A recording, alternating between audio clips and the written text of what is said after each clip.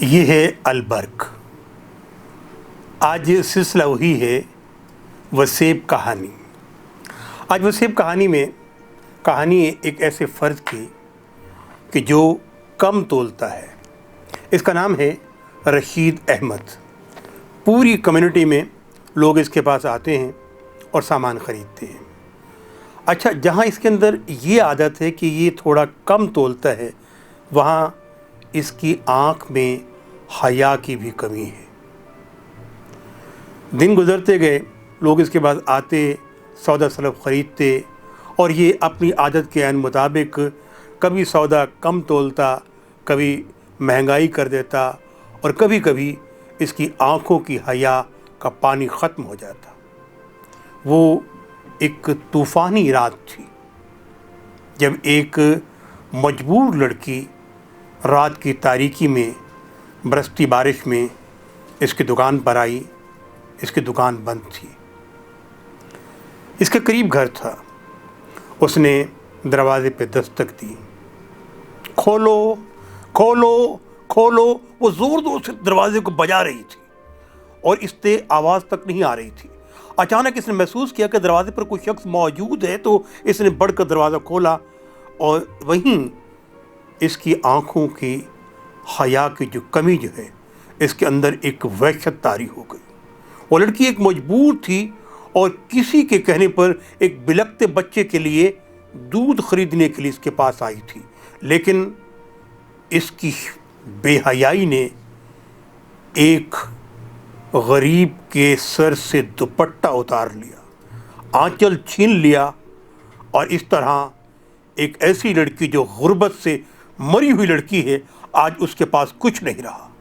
اپنا سب کچھ لٹا کر جب وہ اپنے بوجھل قدموں کے ساتھ اپنے گھر پہنچتی ہے، تو سوال یہ ہوتا ہے کہ وہ دودھ کہاں ہے؟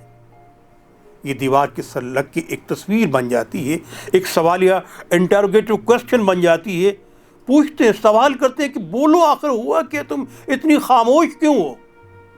لیکن اس کی آنکھوں سے بہتے آنسو اس کی پوری کہانی سنا رہے ہوتے۔ اس کے آنسو بتا رہے ہیں کہ اس کے ساتھ کیا ہو چکا ہے۔ ناظرین کرام، دکھ کی بات یہی ہے کہ آج عزتیں محفوظ نہیں ہیں۔ آج لاقانونیت کا بازار اتنا گرم ہو چکا ہے کہ جہاں شرافت پر ناز کرتے تھے، آج وہی شرافت اپنا وجود توڑ رہی ہے، اور لٹیرے، قانون شکن، طاقتور، ان کے ہاتھ بڑھ رہے ہیں عزتوں کی جانب۔ تو ایسے میں البرق آپ کے ساتھ کھڑا ہے۔ جہاں کہیں ظلم ہو، آپ نے کال کرنی ہے ہمارے اس نمبر پہ۔ ہمارا نمائندہ آپ تک پہنچے گا اور آپ کی آواز کو میں پہنچاؤں گا۔ میرا چینل البرق ایوان تک پہنچائے گا۔ پھر دیکھتا ہوں کہ کون بڑا وڈیرا ہے، کون بڑا زمیندار ہے، کون بڑا سفارتکار ہے، کون بڑا سیاستدان ہے، کون بڑا دولت مند ہے جو ہمارے انصاف کے عین ٹکرا سکتا ہے۔ میں کہانی آپ کے ساتھ شیئر کر رہا تھا، وسیب کہانی۔ وسیب کہانی میں کہانی یہاں ختم نہیں ہوئی۔ یہ آئی، اس سے کوسچن کرتے رہے، لیکن اس کے آنسو نے سب کچھ بتا دیا کہ اس کے ساتھ کیا ہوا۔ لوگ اس کے پاس گئے، لیکن اس نے، کہتے ہیں نا، ہر دور میں ایک طاقتور انسان ہوتا ہے جو روپے پیسے کے ساتھ حق کی آواز کو دبا دیتا ہے۔ عبدالرشید نے بھی پیسہ لگا کر حق کی آواز کو دبا دیا، اور اس طرح سے یہ معصوم بچی جو دودھ لینے گئی تھی لیکن دکھ لے کر واپس آئی، چند دن زندہ رہ سکی، اور اس کے بعد اس کی زندگی نے اس کا ساتھ چھوڑ دیا۔ یہ منو مٹی تلے دفن ہو گئی۔ عبدالرشید نے یہ سوچا کہ میری جان چھوٹی، چلو ایک وہ کردار جس کے ساتھ میں نے زیادتی کی تھی وہ ہمیشہ کے لیے ختم ہو گیا اور منو مٹی تلے دفن ہو گئے۔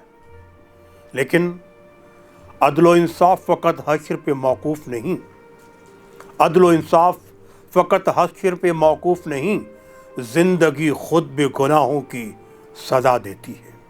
اب اس کی آہ نے آسمان کی جانب جب پرواز کی، تو آہستہ آہستہ اس کا کاروبار تھوڑے سے تھوڑا ہوتا گیا، اور وہ وقت بھی آ گیا کہ عبدالرشید بھیک مانگنے پہ مجبور ہو گیا۔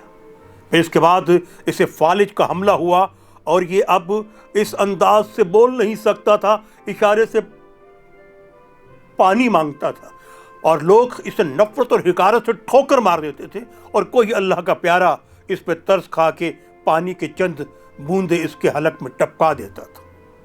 پھر یہ مرنا چاہتا تھا، یہ موت کو اپنے سینے سے لگانا چاہتا تھا، لیکن اللہ تعالیٰ اسے نشان عبرت بنا رہا تھا۔ وہ لوگوں کو دکھا رہا تھا کہ یہ وہ کردار ہیں، یہ وہ لوگ ہیں جو انسانیت پر ظلم کرتے ہیں، اور اللہ تعالیٰ انہیں سزا کس طرح سے دیتا ہے۔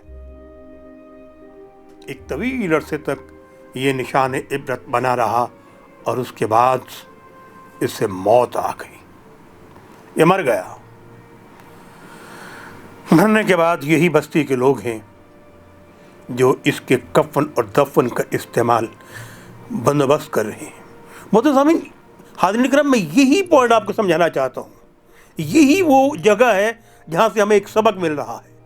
اب اس کی تدفین کے لیے جب قبرستان میں پہنچ کر زمین کو کھودتے ہیں تو کہیں بچھو ہیں، کہیں سانپ ہیں، کہیں اور جگہ زمین کھودتے ہیں تو ایسا لگتا ہے جیسے آگ کے شعلے اندر سے نکل رہے ہیں، اور پھر کھودنا بند کر دیتے ہیں۔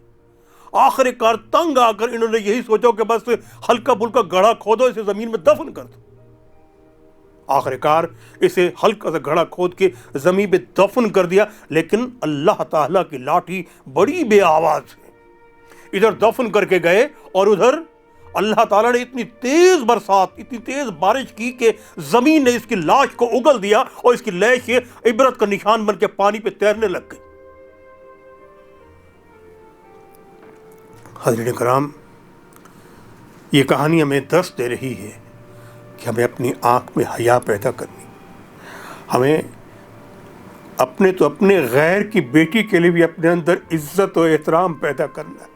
وہ کسی نے سوال کیا نا کہ اے اللہ تعالیٰ، میں کب سمجھوں گا کہ اللہ تعالیٰ نے میرے دلوں کو واش کر دیا اور مجھے صاف کر دیا ہے؟ تو جواب یہ ملا کہ جب تمہاری آنکھ میں کسی غیر دشمن کی بیٹی کے لیے حیا پیدا ہو جائے تو سمجھ لیجئے کہ اللہ تعالیٰ نے تمہارے دلوں کو بالکل صاف کر لیا۔ ہمیں اپنے دشمن کی بیٹی کے لیے بھی حیا پیدا کرنی ہے، وگرنہ انجام جو عبدالرشید کا ہوا تھا وہ ہمارا ہو سکتا ہے۔ اس کے ساتھ ہی آپ سے اجازت چاہوں گا، انشاءاللہ تعالیٰ کل ایک نئی کہانی کے ساتھ آپ کی خدمت میں حاضر ہوں گا۔